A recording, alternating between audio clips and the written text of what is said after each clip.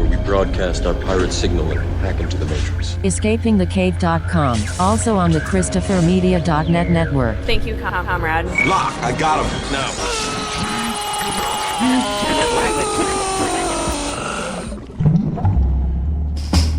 Howdy, Tonzilla Files. Welcome to another episode of Escaping the Cave, the Tonzilla X Pod, ChristopherMedia.net, EscapingTheCave.com. Hello. I'm your congenial host, Todd. I hope you're having a good month. I put out one podcast since the end of August. Oh, you're a loyal Tonzilla File, though. You understand that. You've been missing me. I have to get my mouth in gear now. Apologies for that. You know what's funny, though? I haven't been doing anything. Did this one podcast last week. Kind of pulled it out of my butt. Reason behind that, maybe I'll get to that in a bit. But I've been watching my analytics, my downloads. And while they're down because I haven't put anything out, the geographic locations are growing. Several countries, man. I see you, New Zealand, Spain. Good God, Israel. What are you doing listening to me? I mean, I'm glad you're here. I wonder what the hell you're doing in Australia.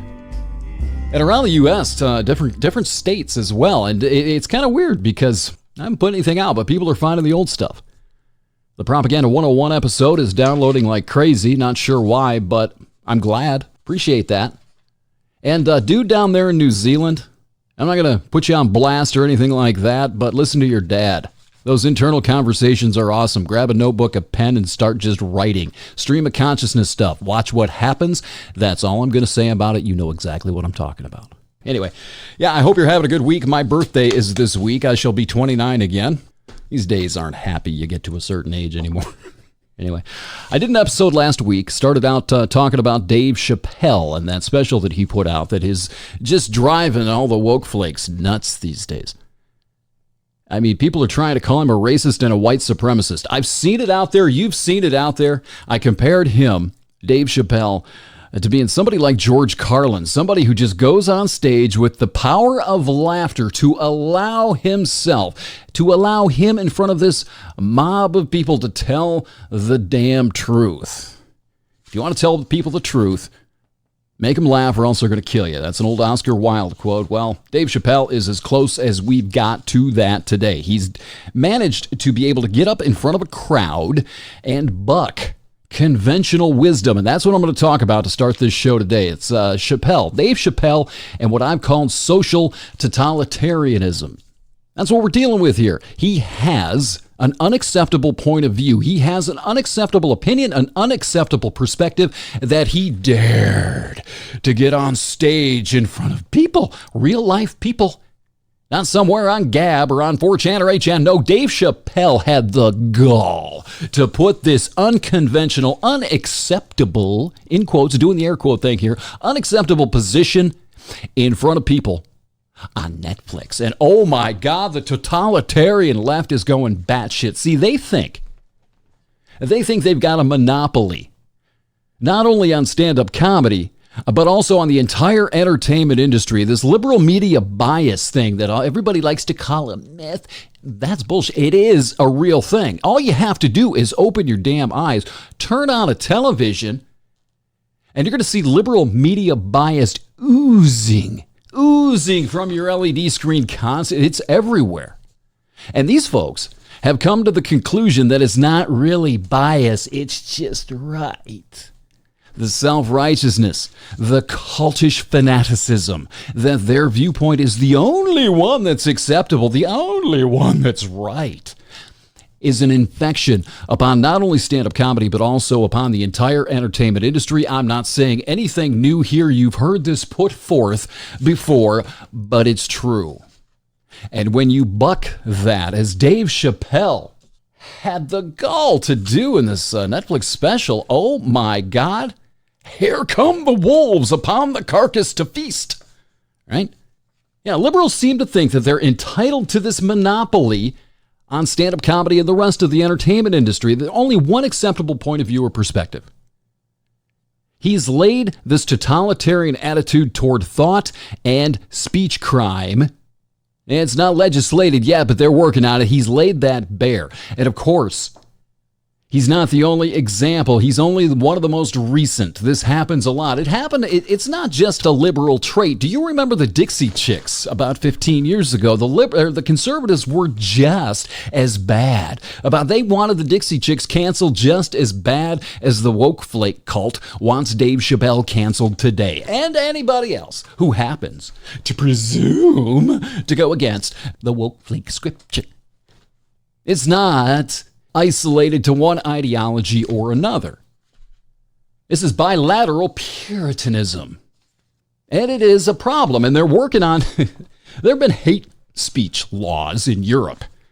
I don't know, for years. I didn't go back and research it. I don't know when they came about, but it's been around for a long time. And back when I was in the resistance, when I myself was a Wokeflake, well, I wasn't really a Wokeflake. I can't say that. I cannot say that I was a woke. I tolerated wokeism. Because I was a liberal. I considered myself a progressive. They weren't that much of a threat. Okay, well, now that's changed. And I remember having conversations with my Wokeflake friends because that's always bothered me. This idea of thought crime and speech crime. Speech crime in particular, hate speech, being able to be prosecuted and punished for something you say. Always bothered me. And it bothered me when I was part of the liberal camp. And I would have conversations with people like, do you really think it's a good idea to start legislating crime again? Well, they do it in Europe. I think we should do that here. And it's always bothered me. It was one of those little seeds that planted in my skull back when I was part of this. And it took a little while to grow, to take root, and to sprout into what this is becoming, a sequoia of disgust.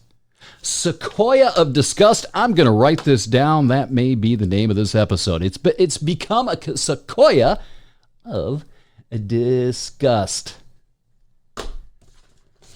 And that's what we're kind of dealing with Chappelle. That's what we're dealing with cancel culture. They can't legislate it. They can't legislate something against the First Amendment, but by God, they can create the culture police that run around and will punish you, that will exile you away from the entertainment industry to take away your access anytime the mob chooses to storm the stage and yank you from it.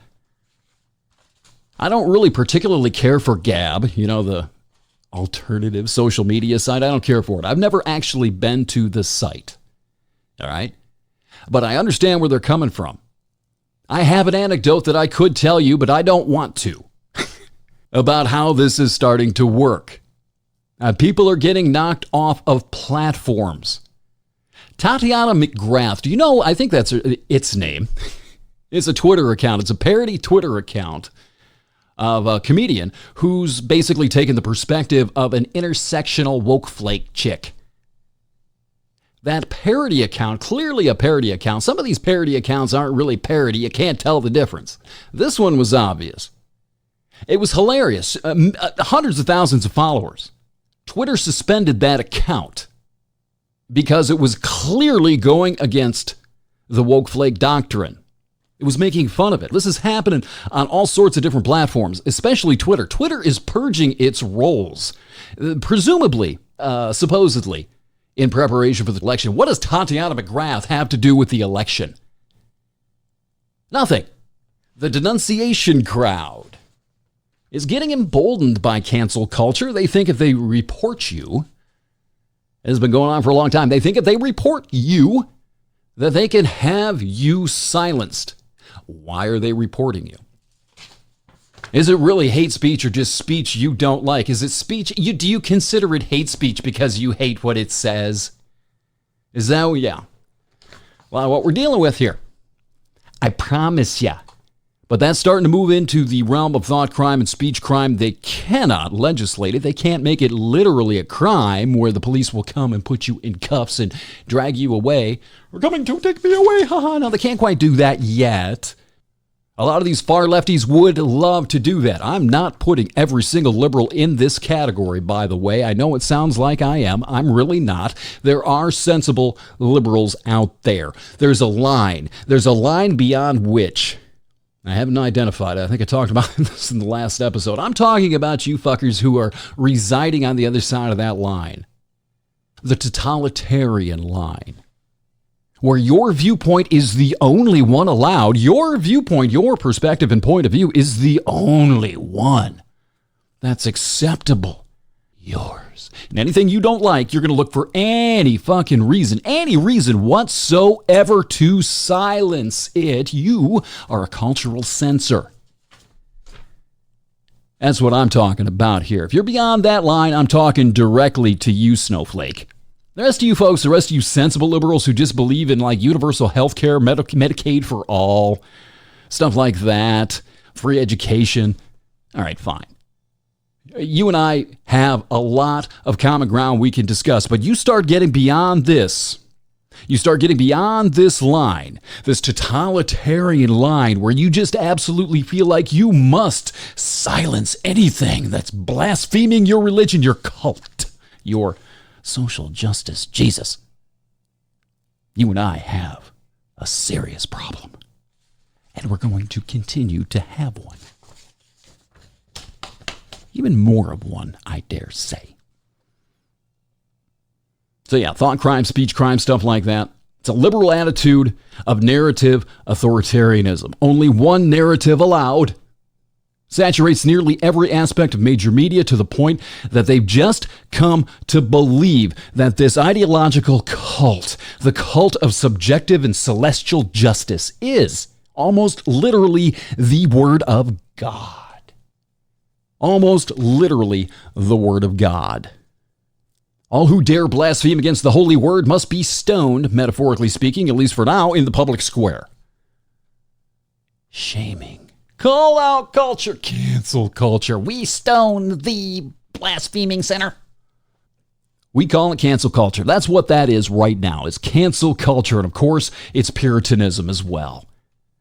That famous liberal media bias, any fool can see it. It is a very real thing. Not only that, it's getting worse. Worse. And currently, and in the short term anyway, the liberal media bias is at a disadvantage. Sort of. Because it's diffuse. It's everywhere. It's in different places. There are so many liberal outlets to choose from. And so many voices of different extremist intensity that it's actually a problem right now. Stay with me here. You're not going to like where this is going. You need to stay with me here. It's a problem for liberals right now in much the same way that the Tea Party extremists, the burn it down crowd, they were a problem for the right maybe 5 or 10 years ago. Unfocused, unorganized, raging in all identity-based directions. Identity politics. The politics of me. That's where it's unfocused and unorganized right now. Raging in all directions, therefore not much of a threat. Not much of a threat. Not unlike how the Tea Party really, honestly, wasn't much of a real threat to the established order of the Obama era. The Tea Party had its one election in 2012, in 2010. They had that one midterm where everybody thought the Tea Party was going to be a big thing. They were going to take over American politics, or at least the Republican Party. It didn't happen. Mitt Romney was trounced in 2012. After that big Tea Party wave in 2010. I hear echoes of this constantly when they start talking about the blue wave, the blue tsunami last year. Where's it at? I haven't used this in a few weeks. The blue tsunami, the blue wave. Oh yeah, it was so awesome. You haven't accomplished a damn thing. You couldn't even get the investigation right. You have nothing. You lost Senate seats. It's nothing. It's a paper wave. Paper and waves don't mix. Anyway, that's what I hear. When I hear people bleating about this blue wave of last fall. What has changed in the last year? Outside of the rhetoric, outside of the grandstanding. Impeachment hearing. We're going to have impeachment hearings now. Oh, let's go try to impeach Judge Kavanaugh. Let's have an... Oh, goodness. I don't care what you thought about Christine Blasey Ford or whatever the fuck her name was a year ago. The latest one from the New York Times, oh, that's just rich. And the credibility falls just a little bit further, doesn't it? grandstanding, political theater. I'm going to resist the urge to go off on a rant and a tangent. Anyway, yeah, the Tea Party wasn't much of a real threat to the established order of the Obama administration. It was a threat to the Republican establishment, that's for sure, caused major disruptions in the Republican establishment. But everything's changed now. All right, the Tea Party has since rebranded itself the Freedom Caucus. We all know that, correct? And the Freedom Caucus and the Tea Party does not resemble anything Justin Amash or any other teabagger of old looked like. And make no mistake about this. This is very, very important. Donald Trump is the Tea Party's bastard son. He is the byproduct of that tear it all down mentality that sprouted up in 2009 after Obama was elected. Fuck them all, tear the politics, blah, blah, blah, blah. And as Friar Chris and I detected hitchhiking back as far back as 2009, the generalized backlash was simmering. It was building out there in the real and organic world long before the Tea Party really did anything. That's the fertility of the soil. This generalized backlash to Obama and liberalism, self-righteousness, pomposity. It was building in the real organic world. It was building online. It was building within conservative media in general. All it needed was something or someone to bring it together. We have a word for it in the English language, demagogue. A constant, consistent, reflecting voice around which to rally. I predicted this backlash. I predicted it was coming years ago. I saw it building after Obama's election. I wrote about it as far back as 2009. Wrote about saying that the coming conservative backlash would make the Bush years look like Camelot. That's almost a direct quote of something I wrote in the summer, late summer of 2009. That the coming conservative backlash would make the Bush years look like Camelot. I also talked about the threat of an unforeseen conservative demagogue in my original podcast back in 2014. They still were sort of just scattered around the conservative spectrum. Nothing really to bring them together. And along comes a spider. Right? Never thought it would be Donald Trump. I never thought it would be somebody like that, but whatever. I'll get to that in a minute. I also said that the same thing was going to happen to the Green Tea Party, the far left, if Trump managed to get himself elected in 2016, that was just going to push the far left, the extremist, the radical liberal left off the edge. They're going to lose their shit. They're going to lose their friggin' minds. They're going to turn into the liberal version of the Tea Party. I call it the Green Tea Party. Now, fast forward to 2019. All that's missing, the only thing that's missing right now, it's just not apparent yet, it's coming, is the photo-negative response. A tear-it-all-down, pseudo-revolutionary socialist demagogue. Now, the DNC, back in 2016, worked against the quote-unquote independent. It's not even a quote-unquote. Bernie Sanders was an independent in 2016. He was a socialist, an independent socialist for the purposes of the election disguised as a Democrat. I've never understood the outrage and the shock and awe that the DNC would actually actively work against Bernie Sanders in favor of Hillary Clinton. Bernie Sanders wasn't a Democrat. He's always been an independent. He's a socialist, not a Democrat. Why would the Democratic National Committee tolerate a political interloper as opposed to their own candidate?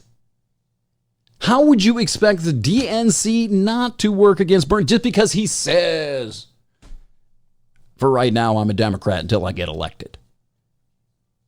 I've never understood that. I've never understood the shock there, the outrage. Of course they're going to work against him. But Bernie tapped into that as yet anyway, mostly unexploited, destructive, tear it down urge. He tapped into that back in 2016. The problem with Bernie was he was rejected by black voters. Black voters like Clinton everywhere, liked him a lot more than him. That's what sunk Bernie Sanders in 2016, his inability to get black support. I mean, he still competed quite well without it. Imagine if he had it. He may have gotten the nomination anyway in 2016. There may have been nothing the DNC could do about it, but he didn't. Look, I never imagined, I said this a second ago, I never imagined it would be Donald fucking Trump. Because I actually gave conservatives, and the American people in general, at least initially, more credit than that. When he announced that candidacy back in June, I think, of 2015, I sort of chuckled. We're not that stupid. I wasn't chuckling at the end of 2015 when I went down to Peru and was having conversations with people down there. These foreigners, these Europeans, oh, Americans will never vote for Donald Trump. They are not that stupid, right? Like, yeah, well, he could win. And they laughed at me. But I'll tell you right now, as I sit here in September of 2019, I suspect, strongly suspect, that the equal and opposite batshit liberal version of Donald Trump is lurking out there somewhere, just waiting to hatch. I've considered this. A lot of people think it's AOC. I'm not so sure. Not yet, anyway. And if and when Trump is reelected, I think this is going to be the point in time where the mainstream left does exactly what the mainstream right did with the Tea Party. They're going to join up with the Green Tea Party and go clinically insane.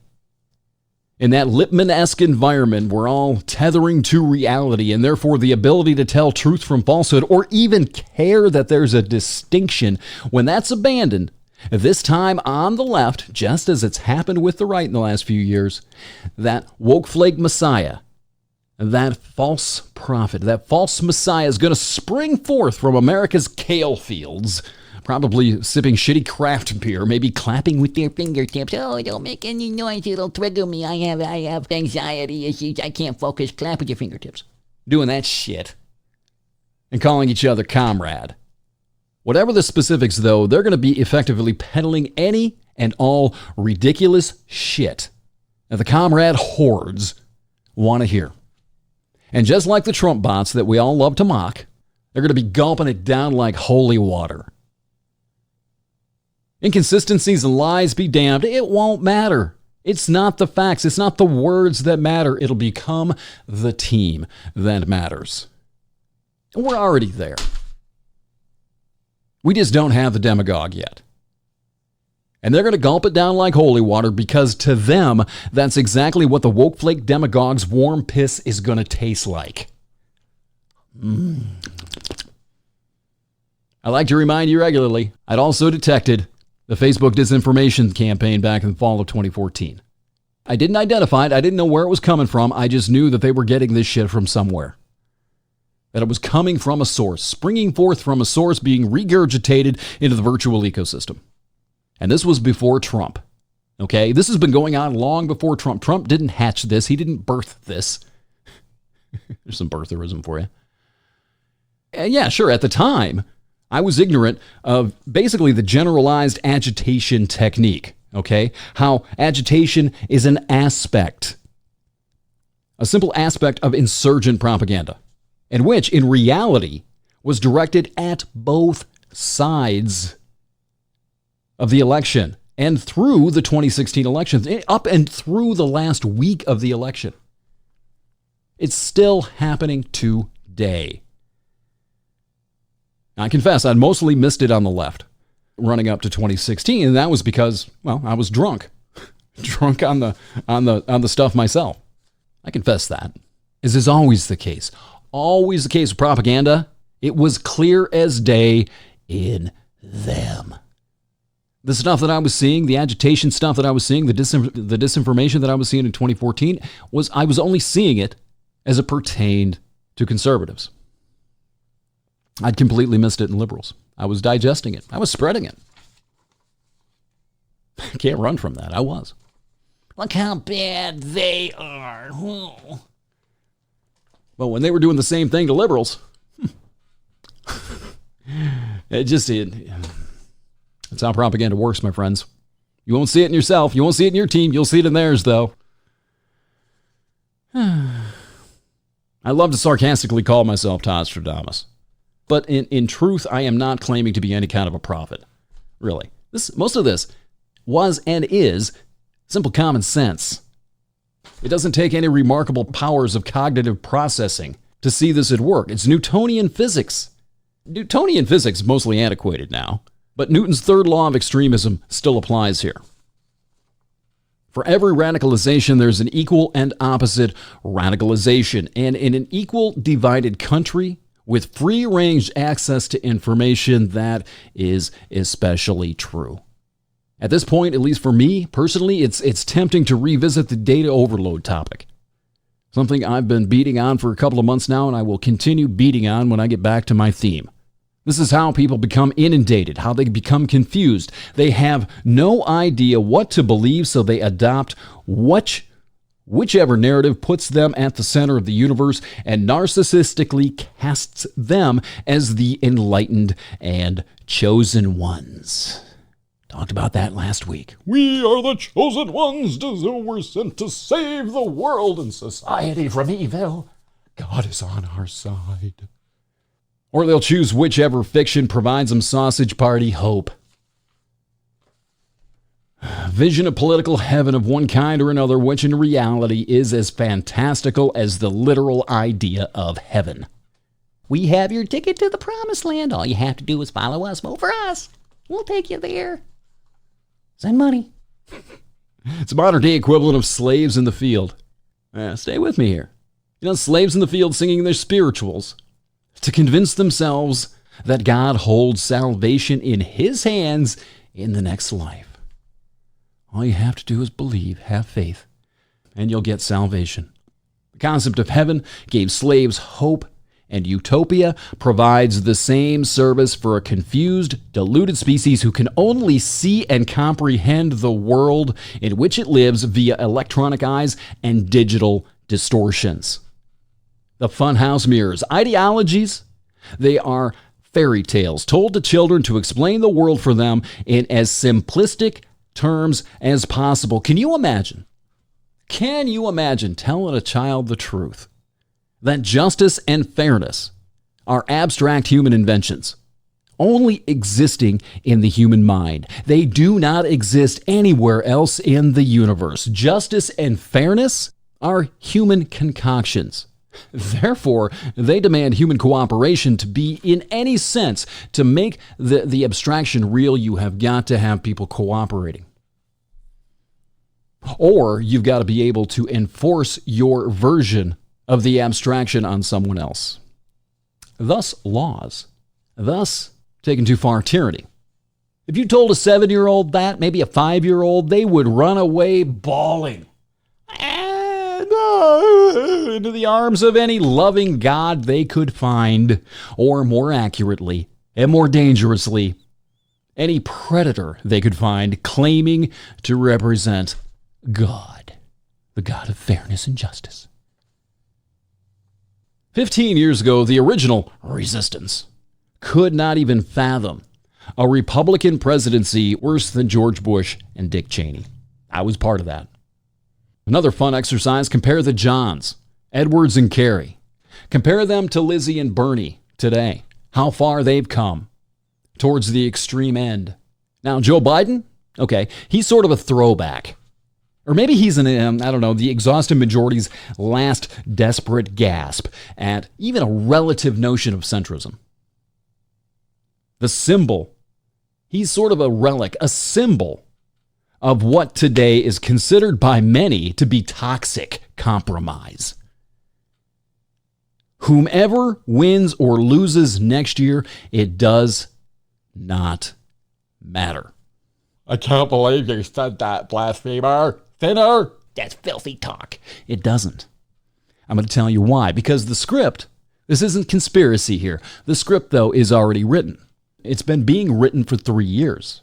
The vanquished cult, whichever one it is, all right, is going to mount a government-paralyzing counteroffensive, one likely even more intense and ridiculous than we've seen for the last decade. This has been going on longer than 3 years, longer than Russiagate. Benghazi! Pizzagate. Of course, the Mueller investigation. Kavanaugh, that's continuing. They're attacking this. Do you really think that this election next year is going to end that? Do you really think that that's going to stop? Do you really think that Lizzie or Biden or Bernie is going to bring the country together under the power of their charisma? Are you going to bring the hordes, the evil, filthy hordes into your camp? You're going to hypnotize them with your socialist talk? Are you going to suddenly see the light and decide that Trump's America is okay, we can work with this? Are you going to do that? I ask you, how can you see any other possibility? How can you sit here and listen to Elizabeth Warren? I love the girl. I love her. She was my girl back in 2016. I would have voted for her had she run. How can you listen to her talking about Medicaid for all and free college, or whoever it is talking about free college? How can you sit there, listen to these platitudes, these promises, these religious grade, I'm going to bring you heaven on earth after we survive Armageddon? How can you listen to that, not look around at the landscape in which we live and understand that that is Trump's wall? Except Trump found a way to get it done. Democrats don't do that. They can't use his tactics now, can they? You're going to use executive orders. You're going to stop, you're going to start ignoring subpoenas and investigations just like Trump is, just like you've been complaining about Trump doing for the last 3 years. Are you going to do the same thing now when Republicans do it? And is your justification going to be, well, they did it? Then you're no better. You have no standard any higher than they do. You are letting Donald Trump and the Republican Party establish your values for you, which I think a lot of you think is okay. You hate his totalitarianism. You hate his authoritarian strain because he's not your authoritarian. You would love to see Elizabeth Warren march on into the Oval Office and start pushing out, shitting out, farting out executive orders on a daily basis, maybe on gun control or something. Declare a national climate change emergency or a national emergency on guns. Then you won't be outraged by the authoritarianism at all, will you? You'll love it. You'll forget all about how outraged you were when Trump did it because he was the bad guy doing it, but we're the good guys. Our God's authoritarianism and puritanism is fine, right? Is that how that's going to go? You're no better. You are no better than him, if that's the case. And you're not going to run into any less resistance than you're providing him at this point. Therefore, gridlock is guaranteed. I'd like to see your work. I keep saying that. I keep using that phrase. But if you think Elizabeth Warren is going to soothe the savage beast and make heaven on earth possible, utopia, make it possible so everybody has Medicare and everybody has free education, all these big grandiose ideas, they're nothing but pie in the sky promises to get you to vote. None of this can happen until we fix us. We, as I keep saying on this podcast, uncomfortably for many of you, we and our own authoritarian strains are the problem. You think Bernie's going to do it? What about groping Grandpa Joe? Is he going to bring the country together? Are people going to unify under Joe Biden's umbrella? Sing Kumbaya by 2024? Is that going to happen? Is he going to be the inoculation to the extremist pandemic, the radicalizing plague that we've been suffering through for a decade now, probably longer? I don't even want to do the math. I think I could take this back to the 2000 election, though, when the Supreme Court decided who was president. I think we crossed a line there. I'm not going to get into that today. Anyway, this is why, precisely why, I do not bother listening to any of these quote-unquote big ideas that the Democrats keep putting forth. The pragmatists have this right, and you will not listen to them. You do not want to hear pragmatism. You want to hear as big a fiction as you possibly can. You want the big story. You want the fairy tale so you can delude yourself into believing it. You might as well, because nothing's going to happen anyway. Even the pragmatists are probably going too far down bullshit creek. when they talk about bipartisanship and all this other stuff. So why not go big up shit creek, right? If you're going to just talk bullshit and you're going to give people the sausage party hope enema, you might as well make it a big one. Right? Why not? All of these ideas impossible to even begin implementing unless, of course, as I said, you favor forcibly oppressing the opposition and its party. Which I'm sad to say, I know. I know this for a fact. I know this for a fact. Many, many, many, many, many of you do favor that. Get to more on that in a minute. I'm going to repeat this one more time, even though I know it's sacrilege in this country. These national elections no longer matter. It's become a case of tyrant versus tyrant. But the real tyrants are not the politicians. It's not Donald Trump. Yes, he is. He's the tyrant. No, you just stay with me. Don't get ahead of me here. The real tyrants are us, the people. We want, we crave, we demand authoritarian power for ourselves. It's starting to seep forth in like little ideas like direct democracy, how people will tell themselves that direct democracy is a good idea. That's mob rule. That is authoritarianism, taking a voice away from half the country. If you win by 50.5 percentage points, you win an election by 50.5, the other 49.5% of the country, their voice does not matter. That is tyranny. It's why we are a republic. It's why direct democracy is a joke. It doesn't work. Now, the real tyrants are us. We are the authoritarians. And the politicians, Trump included, I don't know, maybe he has this authoritarian strain to him, but he figured out that his time had come. And the rest of these politicians, why do you think you're hearing Beto O'Rourke talk about taking guns away? I think it was Kamala Harris. Was she the one that says she's going to use an executive order against the Second Amendment? Really? And yet you're not an authoritarian. Oh, yeah. Woo, yeah. Executive order, taking guns away. You're not an authoritarian. Square that circle for me. Of course you are. But you're an authoritarian for right. Huh? Well, so are they. In their minds. The politicians have to follow suit. You can ask Justin Amash about that. Right up the road here in Grand Rapids. The guy that came out against Trump. He left the Freedom Caucus. I think he's left the Republican Party. Ask him how that primary challenge is looking up there. That is mob rule. That's the cancer of direct democracy. That's the authoritarianism of the mob. You have come out against and blasphemed against the orange and calf. Therefore, you must be deposed. Authoritarianism. Puritanism. And the purity test is going to be coming. It's going to start. It's already begun. What am I talking about? It's already begun to infect the left. Alexandria Ocasio-Cortez and, her little primary threat a couple of months back. Already people on the left are starting to out people who have donated to Trump, to his campaign. You're telling me there's not a purity test coming from the left now? Bitch, please.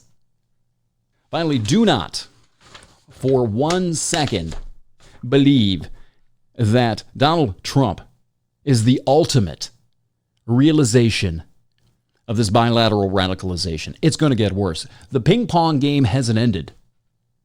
Think about this. We're still more than a year out from the latest, most important election ever.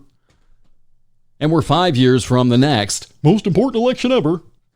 By comparison, looking backwards to 2016, Donald Trump has only been a political entity for 4 years. What do you imagine things could look like in another 5? Say Bernie Sanders or Elizabeth Warren gets elected president. Do you think that the Republicans, the people who elected Donald Trump, are just going to go into hibernation, admit defeat, and say, no, gosh darn it, we lost, we're done, you're right? Or are they going to go? Are they going to continue the path that they've been on since 2009 with the Tea Party and the reaction to Barack Obama? And Republicans, if you think that Trump's reelection is going to have that effect on Democrats? The resistance. You got to be smoking some good stuff. And a lot of it. Do you think this is just going to miraculously get any better? Maybe get a respite of maybe 2 months like we did after 2016, but it's not going to get any better. This resistance isn't going to get any, calmer. It's not going to moderate itself, saying, I guess maybe Donald Trump is really tapping into something, and maybe we should look at our... That is not going to happen. They're not going to look at themselves. They're going to double down. They're going to go look for their Donald Trump, their Wokeflake demagogue. And they'll find it eventually. And I want you to think about this. I want you to, maybe 10 years ago, in 2009, who do you think the Tea Party demagogue would have been? I mean, if you can kind of abstractly project yourself back to 2009, who do you think the Tea Party demagogue might have been? It couldn't have been Palin, right? Could it? That was my fear. It was going to be Sarah fucking Palin. And thankfully it wasn't. But who did you think, who did you imagine that it could have been? Outside of Palin, who within the Tea Party did you think could have brought and coalesced the entire Republican far-right movement underneath one umbrella? Bringing the moderates into the camp and also uniting the extremists. Who did you imagine that could have been? Did you imagine it could be Donald Trump? At that point in time, honestly. I know it's funny. They're just fucking stupid. I know that's a fun game to play. But at the time, did you really think that that was a possibility? Project forward now 4 or 5 years. You win the election. What do you think could possibly come out of that swamp? This isn't done by a damn sight. And if Donald Trump gets reelected, I am warning you with everything that I am and everything that I know, watch out for what's going to come out of the left. There's a long history of dangerous far left extremism rising up. And they are socialism, communism. The far left is the ideology of insurgency. It's the ideology of revolution. They talk about revolution. We need a political revolution. They're not really speaking hyperbolically. Some of them are. A lot of people on the extreme left, Antifa, all these other folks, they literally want some kind of a political revolution. Some of them want an actual literal revolution. The means that are being used here in this country against and by both sides, agitation propaganda is the propaganda of insurgency and revolution. It's designed to destabilize a country from within, divide and make them easier to conquer, have them fighting themselves, destroy morale within, have people give up hope so they have less of a will to fight for their own country. That, as we've seen through this podcast and Jacques Ellul's book, that is the technique of agitation propaganda. And it's working. It doesn't matter if it's coming from Putin. It doesn't matter if it's coming from overseas. We're doing it to ourselves now. He doesn't need to do anything. Putin can sit over there and laugh. He can stick his thumb in his butt, have a shot of vodka, and watch the fun and merriment. Because we're doing it to ourselves now. I don't know what happened in 2016. I know something happened in 2016. But the problem is we were doing this, I think, to ourselves long before that. We were already fighting. He's sort of like the guy who walks up, sees people argue and says, hey, he called you a faggot. He called you a little bitch. You two should fight. That's his role here. We're more than happy to fall into that trap. Rather than turning and looking at this bitch, looking at each other and ganging up on him and kicking the living snot out of him. Now we're going to kick the living snot out of ourselves. And he's going to sit there, smug look on his face, maybe sitting atop his horsey without a shirt on. Hey, look what I did. Or look what they did to themselves. I told you in the last episode, I am not going to provide you with imaginary hope. I see no indication of any of this. I've been saying a lot of the same stuff that I put forth in this podcast. I've been saying a lot of it for a really long time. I've been looking, as I said in the podcast as well, the last episode, I have been looking for indications that I'm wrong, that I'm just being a cynic, that I'm being a fatalist, that I'm being unreasonably and chronically negative, rather than being realistic. Where is it? I am blind to this. I cannot see it. I cannot find it anywhere. But all you gotta do is listen to Elizabeth Warren, listen about utopia and heaven, and she's gonna shut the fuck up. No, I don't. I know what that is. I am still available for children's parties. You can call this week and get half off. Use the promo code Winter is Here. Eventually, I'm going to get back to the propaganda material. I've got more stuff that I want to do. This was supposed to encompass about 3 different things. I did 1. But I want to get something out today. Well, I got to fix us, my friends. It's us. It's us. It's the people. Need a big, clean mirror. And a trunkload of Windex and maybe some paper towels. Escaping the Cave podcast, ChristopherMedia.net. That's the network. Check out Chris's place for all of your podcast needs. My website, escapingthecave.com. Thanks to all the new listeners. Wherefore art thou? Wherever you are, sorry. Do appreciate the patronage. We're going to get back into more of a routine. Hopefully soon. Hopefully very soon. Yeah, we'll see. Thanks for clicking it, and we'll talk to you next time. So long.